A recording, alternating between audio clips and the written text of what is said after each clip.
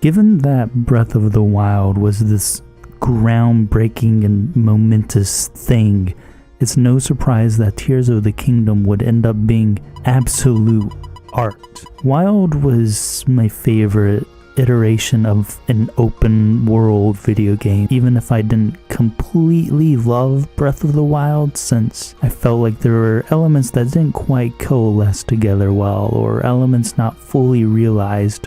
But that's why Tears' existence is so special, to be given a chance to use Wild's engine and pre-established world to build upon, and to make something transcendent, which is exactly what this game does. Even beyond the raw gameplay design improvements, like shrines being consistently better, with more thought-provoking, engaging puzzles that even go outside of the interdimensional domain of whatever this little big interdimensional gem thing is, and encourage more overworld puzzle solving, coalescing more with the game's strengths of its charming and dynamic overworld. Something I thought Breath of the Wild shrines weren't consistently good at. Shrines in the game felt a little too adhesive to the overall experience in Wild. Also, something about the shrines in Tears of the Kingdom reminds me of the Chozo ruins from Metroid, which is dope. The fuse and Ultra Hand mechanics are incredibly in-depth, giving a level of customization that results in the most insane people on Twitter either posting something that would be banned by the Geneva Conventions, or a penis. It's a mechanic that increases the sandbox fun and also has this presentation that is hilarious in a good, endearing Zelda-like way. The sense of scale, atmosphere, and weight is improved upon in general by prioritizing certain parts of the game to make them feel more magical or evoke a very specific type of feeling, like Heber Mountain's perpetual blizzard icing over the related regions with a solemn winter feeling, and getting an icy winter version of Dragon Roost Island's theme, something I never knew I needed before now. Then there's the entire buildup of the Wind Temple, with the little bits of lore drop as you progress through the Rito storyline, to climbing the skies as the music progresses, in a fun yet atmospheric stretch as you then finally drop down the clouds into the arc ripped from Rito folklore, giving such a mysterious and adventurous vibe of uncovering this isolated secret long buried in this world. A feeling shared by the Fire Temple, the lost city of Gorondia, a dungeon that feels the closest to a traditional Zelda dungeon with its layout and concept. Even if the stretch before the dungeon doesn't have that same rich atmosphere as the stretch up to Wind Temple, but it's still fun with engaging minecart hijinks and Yonobu being some sort of mixture of a kind of loan shark pimp. The Water Temple grew on me, being insanely fun gameplay-wise with the gravity stuff, and insanely fun implementation, as this alongside with the temple being the only one not obfuscated by an unusual weather or hidden away in the world, gives it this interesting sort of clarity and peace to it, almost like the feeling of calmness related to natural places of water like a pond or spring, which is added onto by this feeling of purity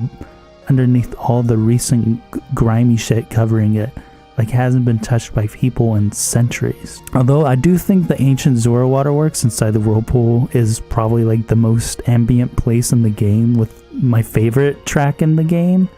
with a distant choir echoing through the chambers, again evoking this sort of place so far removed by the present time, reminding me of the vibes of an ancient technological facility buried beneath the water, like the water temples from Ocarina of Time and Twilight Princess. Gerudo Town being this abandoned desert town with a windstorm blanketing the area filled with Gibdos is immediately striking and haunting, creating a feeling of sad desolation as the once thriving oasis town is a shell of itself. before seeing the persevering Gerudo continue to fight as they take refuge in a homey shelter underground. The Lightning Temple was similar to the others in the feeling of an ancient ruin rejecting people actively as there are entire booby traps set up in the dungeon. Not to mention the classic mirror puzzles establish an Ocarina of Time coming back, making me a fanboy, but I digress. The added level of overworld interaction brings an even deeper connection to the world and the sense of wonder. There was this one Korok puzzle in the Hebra Mountains where I had to unite a Korok with his friend all the way down the mountain, which resulted in my attaching a Korok to a sled, sending him down the mountain while I busted out my shield and started a snowboarding race down the mountain with him, which was just like this unbelievably magical moment. So if there's one main distinction between Tears of the Kingdom and Breath of the Wild, it's that Tears of the Kingdom's world feels more full of character. Mostly because it's literally filled with more characters. Wild's world was visually stunning and adventurous and evocative in that way, but Tears of the Kingdom is both of these things, while also getting me more connected to the world itself because it has more thriving civilizations and people. Breath of the Wild was mostly Link versus the Wild, like a reality TV show, with occasionally coming upon a person for story stuff, but in the game you can just be out in the middle of nowhere, like in the Tabantha Tundra, and suddenly it's like, huh? Bro, what are you doing here? A lot of the intrigue in the game is built up through dialogue, through rumors, like people who have been displaced far from their homes after the village is taken over by pirates, or a rumor of large torn beast popping up by every stable. It makes the world feel connected and rich and alive. There's so many distinct eccentric characters that color this world. Gomo the Goromond, who's in search for ripened flint to eat, and I'm pretty sure he scammed me out a lot of money. The three Gorons who run Minecart Land, who have different ideas of what smiling is, two of which may have the wrong idea, or they have the right idea, and the dude that's smiling is insane. Colton, who so badly wants to turn into a Satori for no reason, the guy who never-endingly gets kidnapped by bokoblins, the sign guy whose dedication became more worrying as it continued through the game. Get this man some help, please. Upon beating this game, I wanted to eat up anything about it that I could, because even if I was a little burnt out of continuously playing it for 3 weeks straight, I was still in full brain rot mode and came across an Ask the Developer article where they talk about how hands are a central theme of this game. It was very interesting because the elements that hands symbolize were very apparent to me without realizing the hand motif itself at first, because hands bring together an idea of connecting, of reaching out to people, something they go all in on to the extent of putting hand claps within the music to symbolize two hands coming together. This makes sense as we spend a major amount of the game as Link, being the thing that links these hands together. Even though little bits of the game, like reuniting a Korok with their friend, or in more prominent side adventures like fixing the fuse in Hanno Village, making them realize that their sentiments aren't so different from each other and can come together and make the town they love thrive the way they want it to. Reuniting the stable trotters through various tasks in order to cheer up the great fairies that love their music so much. My favorite of which being the Flute Boy quest, him performing at night using the lights of the fireflies at night to elicit beautiful imagery that exhibits the magic and wonder of this world to his friends. Just this wonderful visual out of a dream.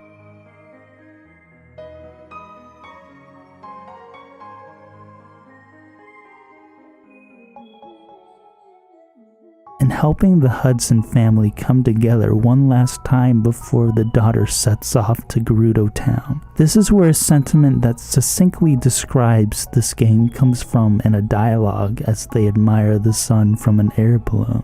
Whether you are in Gerudo Town or Terry Town, never forget that we are all standing beneath the very same sun.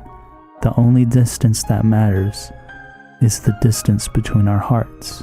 This sentiment follows everywhere, like when the bond between Link and the sages solidifies as they join hands, and the sages stay with them in spirit, literally and metaphorically, through the rest of his journey, only briefly leaving when you get closer to Ganon near the end of the game as you get enveloped in evil, only for them to shortly rejoin you physically. Earlier I talked about the atmospheres of the dungeons, which wasn't just a tangential adoration. The dungeons of the game are deliberately these desolate, ancient places hidden away, but the thing keeping them from being oppressively isolating is the company of these sages, as they help you solve the riddles of these temples and overcome the loneliness of these places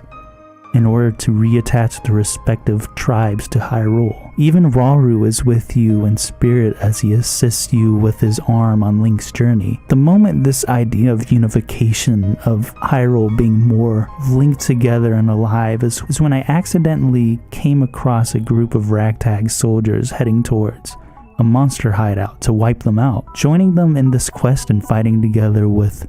not only these soldiers, but the will of the sages with me as they all combo the heck out of these gremlin creatures felt awesome. And is when I went, oh, I see what this game is doing. I think the most sentimental part of this theme of hands is with Princess Zelda. At the very beginning of the game, as Link tries to grab Zelda's hand to save her, he misses, which results in her being lost for the rest of this game, as you are given a main quest objective to find Princess Zelda. In this journey to find Zelda, you are given so much indirect characterization of her by interacting with the world, like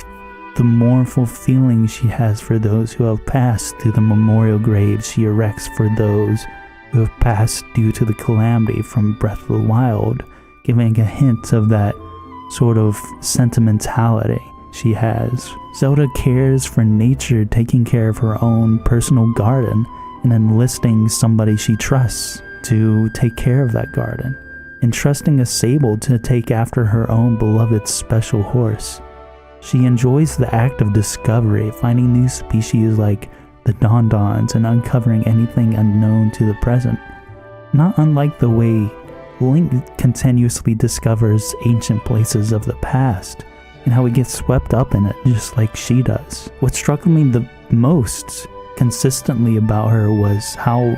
selfless she is, how much she helps and provides for the people with no real reason to other than to do it, like thinking up and sharing recipes for people or animals to enjoy, or creating a school for the children to socialize and learn. There's no real reason to do so, as we find that it's not very extrinsically rewarding as we step in her shoes throughout the game and do the same things we've heard her doing by helping many people. And the vast majority of the time when we do these quests, they have kind of sucky rewards from a gameplay standpoint, often giving up things that are incredibly trivial, especially when compared to rewards from doing shrines or just exploring in general. But to me, this kind of communicates a lot about the characterization of Zelda and the sentiments of her in the story, that the reward from these things is intrinsic, and the satisfaction comes from the act of doing these quests or tasks, to take detours in order to take in the beauty of this world, to experience the charm of these characters, and to have fun connecting with this world and its people as you get the most out of your journey, to reach out your hand to this world. This makes Ganondorf's guides as Zelda to manipulate others and spread evil all the more malevolent, as is so dissonant with the compassionate and loving Zelda we come to know as he cuts off the connections of certain regions from the world, like making it harder for Rito Village to trade and whatnot with the blizzard surrounding it, or surrounding Zora's domain with icky sticky goo, preventing this one dude from meeting the Zoras, and surrounding Gerudo Desert with a thick sandstorm that's impossible to navigate, or introducing the Grunst crack. All of these acts separate these peoples from the world around them, which makes it all the more rewarding when more characters of various civilizations and races come to Lookout Landing to help you as soon as you solve each regional phenomenon. Not to mention, look how much damn fun he has killing people. But in fact, Zelda is not the one selling crack to Gorons, as we find through the tears what she's really been up to, as she has given up her body and mind in order to protect the kingdom. She is in fact hovering over the kingdom she is connected to, as despite her losing her sense of self, her compassion and love transcend that loss of consciousness. As we see, her feelings of attachment to Link are so strongly ingrained in her that she is able to come to Link's rescue in the final fight. Meanwhile, Ganondorf loses all sense of self as he simply is titled Demon Dragon, because there's no feelings he has as powerful enough as Zelda's compassion and love to keep himself around. She comes to prevent Link from falling every time he falls in the final boss fight. Only after we learn more and more about just the extent of how beautiful of a person she is, the love for discovery and nature she has that we share as we uncover the secrets of this wondrous world, and the compassion she has for the people and kingdoms she has sacrificed body and soul to protect, by stepping into her shoes and finding out the loss, tragedy, the lack of confidence in herself, and the loneliness she has felt. Yet, despite all that, her compassion and devotion transcend all of it, even when she literally loses herself, letting us know exactly who she is and what type of person she is. Only after all that, we are finally able to reach out with our own hand to grasp the hand we missed at the beginning of the game and connect.